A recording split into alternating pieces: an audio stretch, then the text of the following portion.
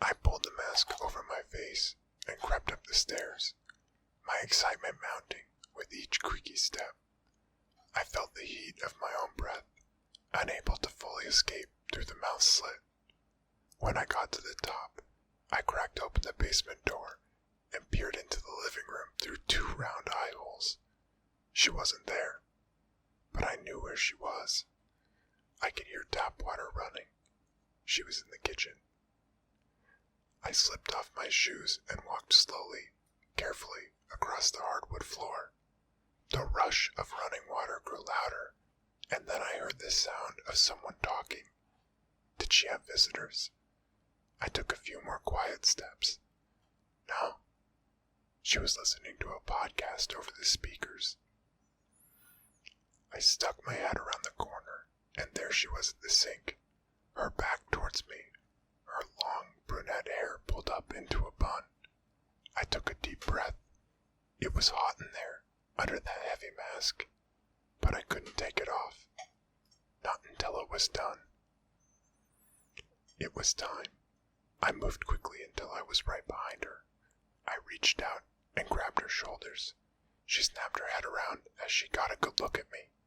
I smiled behind the mask to see her eyes go wide in fear. I was prepared to end it there, but she screamed and brought a knee up, right into my balls. As I was hunching over, she gave me a shove, and I crashed into the island behind me. I slumped to the ground in agony and looked in real fear as she twirled around, grabbed a knife from the sink, and raised it up. "Hold on," I groaned, pulling my mask off. "It's me." When she saw me, she froze. The giant knife still there, up in the air. I could tell that my wife was not very impressed. "What the fuck are you doing?" she asked. "Where the fuck did you get that creepy mask?" I coughed, still holding my hands up in the air in a plea for mercy. "Down in the basement. I think it was Dad's," I said. "I was just trying to give you a little scare. For fun." "Jesus, Bill," said Debbie. "I was ready to kill you. And honestly, I'm still not quite decided on that. There's not a jury in America that would convict me, not after they saw that creepy-ass mask." "Put the knife down, honey," I said. She threw the knife back into the sink and bent down. I was still crumpled in pain on the floor. "Let me see that," she said, picking up the mask and then examining it. I guessed that it was made of stone. It was perfectly round, with 2 round eye holes at levels just different enough to cause a sense of unease. There was, as mentioned, a slit for a mouth. A row of sharp teeth was etched above and below the mouth, and then another row on top of those. "It's heavy," said Debbie. "It looks ancient.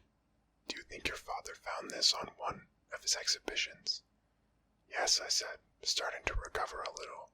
"It was in his stash box down in the basement, along with a knife that looks like it's made of bone. I was going to bring the knife up with me, but now I'm glad I didn't." "We should get it assessed," said Debbie, running her fingers over the mask. "Could be worth something." "I'm sure it is," I said, getting to my feet on wobbly legs, but I was hoping we could keep it, at least for a while, as a memento of Dad. I mean, if we ever need money, then yeah, we'll look into selling it, but we don't need money right now, not after the inheritance. And, well, I just still miss him, you know. Plus it's a cool mask, isn't it? A good conversation starter." She handed the mask back. "It's creepy. It scared the shit out of me," she sighed. "If you want to hang it up somewhere, it's gotta go in your study, someplace where I don't have to look at it." It was Roger Wentworth's retirement party. Old Roger had been my father's friend since they both started teaching at the college where I now taught. They spent many an evening sipping on scotch at my father's house, where I now lived. So when he finally announced his retirement, it only felt right to host the party. Derek Nielsen was in attendance. He was about my age and also taught at the college. It turned out that we actually grew up in that same town, a few years apart. While my life had been pretty much easy street since day one, born to a well-off professor and following in his footsteps, Derek had been anything but. He came from a working-class family and had lost his father at a young age. He never talked about it, but I knew that his childhood had been rough. Yet he had clawed himself out of a life of misery to find success in the academic world. Most of the other professors at our college were the same as me, born and bred in a buttermilk world of soft pillows and fancy cars. Derek stood out to me, and we became fast friends. On the evening of Roger's party, as soon as I saw Derek walk in, I excused myself from the conversation that I was having. I went to the fridge, got 2 beers, and found Derek. "Come on," I said. "I want to show you something. You'll appreciate this." Derek took the beer and popped off the cap with a lighter. "Sure thing, bud," he said. I led him to my study. I found this mask in a box of the old man's stuff. "Check it out." I pointed up to the mask hanging from the wall. The bone knife was mounted just below it. Derek dropped his beer on the floor and went white. "Is this some kind of sick fucking joke?" he demanded. What do you mean a joke?" The look of fear on Derek's face made me start to feel scared. "It can't be the mask, can it? It's unsettling, but it's not terrifying like that." "I need to sit down," said Derek. "Sure, bud," I said, wheeling my desk chair over to him. "Sorry about that. I didn't mean to scare you. I just thought you'd get a kick out of it, that's all." Derek looked at me with intensity. "Tell me right now if this is a joke. I never told you about this, but maybe you found out anyway." "I don't know what you mean," I said. "I need a drink." Sure. Beer?" "Something hard," said Derek, now staring at the mask in bewilderment. "I'll be right back." I stepped over the spilled beer and headed over to the liquor cabinet. Debbie was there, talking to somebody. I was starting to feel a little dizzy, and things were blurring together. "Where did you get off to?" asked Debbie. I showed Derek the mask, I said. It didn't go well. I poured out a tall scotch. "We should really get rid of that thing. It's creepy." I gave a vacant nod and went back to my study.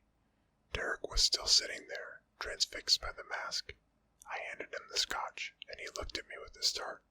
He downed it in one gulp, and then began. 35 years ago, my father committed suicide." "Oh," I said, looking down at my shoes. "I'm so sorry. I didn't know." I don't tell people this, and I definitely don't tell them what happened after that. "Look, can you just bring the bottle in?" I was glad to get out of the room for a moment. Things had gotten intense in there. I needed to know why Derek was having such an extreme reaction to the mask, and he was my friend, so I wanted to support him. I just didn't know if I was capable of hearing whatever he was going to say. I needed the bottle as much as him, or so I thought at the time, and I was right. I grabbed the bottle from the liquor cabinet and went directly back to Derek. I handed it to him, and he took a good swallow. "The coroner ruled my father's death a suicide. Open and shut," he said. "No need to waste money on an autopsy." But my mother had different ideas. "Do you know where my mother is now, Bill?" "No," I said.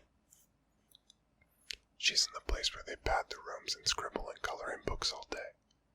I took a drink and passed the bottle back. "Shit, Derek, I'm sorry." Derek laughed. It was a strange laugh, devoid of humor or any emotion at all. She said that it was the masked man that did it. She said she came in to find the masked man holding the bone knife, watching my father bleed out in the bathtub. She passed out, and he was gone when she woke up. I looked at Derek in shock. "What are you saying here?" Derek took 2 swallows from the bottle. "I'm saying I've seen that mask before. My mother's drawn it 1,000 times.